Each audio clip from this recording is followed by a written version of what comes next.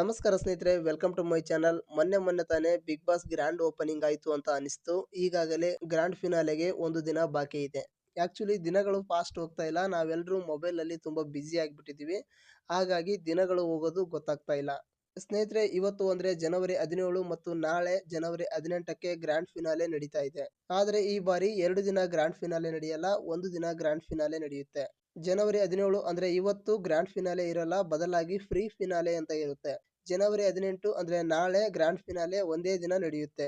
ಪ್ರತಿ ಬಾರಿ 2 ದಿನ ಗ್ರ್ಯಾಂಡ್ ಫಿನಾಲೆ ನಡೀತಾ ಇತ್ತು. ಈ ಬಾರಿ ಒಂದು ದಿನ ನಡೀತಾ ಇದೆ. ಯಾಕಂದ್ರೆ ಕಿಚ್ಚ ಸುದೀಪ್ ಅವರು CCL ಅಲ್ಲಿ ಬ್ಯುಸಿ ಆಗಿದ್ದಾರೆ. ಜನವರಿ 16ನೇ ತಾರೀಕಿಗೆ ವಿಶಾಖಪಟ್ಟಣದಲ್ಲಿ ಪಂಜಾಬ್ ವಿರುದ್ಧ ಕರ್ನಾಟಕ ಬುಲ್ಡೋಜರ್ ಮ್ಯಾಚ್ ಇತ್ತು. ಅದರಲ್ಲಿ ಕರ್ನಾಟಕ ಗೆದ್ದಿತ್ತು. ಅಲ್ಲಿಂದ ಬೆಂಗಳೂರಿಗೆ ಬಂದು ಕಿಚ್ಚ ಸುದೀಪ್ ಅವರು ಗ್ರ್ಯಾಂಡ್ ಫಿನಾಲೆಯನ್ನ ನಡೆಸಿಕೊಡೋದು ತುಂಬಾ ಕಷ್ಟ. ಹಾಗಾಗಿ ಈ ಬಾರಿ ಒಂದೇ ದಿನ ಗ್ರ್ಯಾಂಡ್ ಫಿನಾಲೆಯನ್ನ ಮಾಡ್ತಾ ಇದ್ದಾರೆ. ಇಷ್ಟು ಸೀಸನ್ಗಳಲ್ಲಿ ಕಿಚ್ಚ ಸುದೀಪ್ ಅವರು ಕೆಲವು ಬಾರಿ ಮಾತ್ರ ವೀಕೆಂಡ್ ಅನ್ನ ಮಿಸ್ ಮಾಡ್ಕೊಂಡಿದ್ರು. ಫಸ್ಟ್ ಟೈಮ್ ಗ್ರ್ಯಾಂಡ್ ಫಿನಾಲೆಯನ್ನ ಮಿಸ್ ಮಾಡ್ಕೊಳ್ತಾ ಇದ್ದಾರೆ. ಗ್ರ್ಯಾಂಡ್ ಫಿನಾಲೆ ಭಾನುವಾರ ಮಾತ್ರ ನಡೆಯೋದ್ರಿಂದ ವೋಟಿಂಗ್ ಲೈನ್ಗಳು ಕೂಡ ಭಾನುವಾರ ಬೆಳಗ್ಗೆ 10 ಗಂಟೆವರೆಗೂ ತೆರೆದಿರುತ್ತೆ. ಇವತ್ತು ಅಂದ್ರೆ ಶನಿವಾರ ಫ್ರೀ ಫಿನಾಲೆ ಅಂತ ಮಾಡ್ತಾರೆ. ಇದರಲ್ಲಿ ಯಾವ ರೀತಿಯ ಟಾಸ್ಕ್ ಇರುತ್ತೆ, ಯಾವ ರೀತಿ ನಡೆಯುತ್ತೆ ಅಂತ ಯಾವುದೇ ಐಡಿಯಾ ಇಲ್ಲ. ಆದ್ರೆ ಇದು ಪ್ರತಿ ವಾರದಂತೆ ರಾತ್ರಿ 9 ಗಂಟೆಗೆ ಪ್ರಾರಂಭವಾಗುತ್ತೆ. ನಾಳೆ ಗ್ರ್ಯಾಂಡ್ ಫಿನಾಲೆ ಮಾತ್ರ ಸಂಜೆ 6 ಗಂಟೆಗೆ ಪ್ರಾರಂಭವಾಗುತ್ತೆ.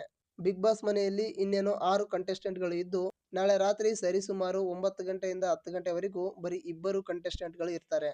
ನಾಳೆ ಕಿಚ್ಚ ಸುದೀಪ್ ಅವರ 2 ಕೈಗಳಲ್ಲಿ ಯಾವ 2 ಸ್ಪರ್ಧಿಗಳ ಕೈ ಇರುತ್ತೆ, ಯಾರ ಕೈ ಕಿಚ್ಚ ಸುದೀಪ್ ಅವರು ಎತ್ತುತ್ತಾರೆ ಅಂತ ಕಮೆಂಟ್ಸ್ ಮಾಡಿ. ನೋಡೋಣ ಕಮೆಂಟ್ಸ್ ಅಲ್ಲಿ ಯಾರು ಗೆಲ್ತಾರೆ ಅಂತ.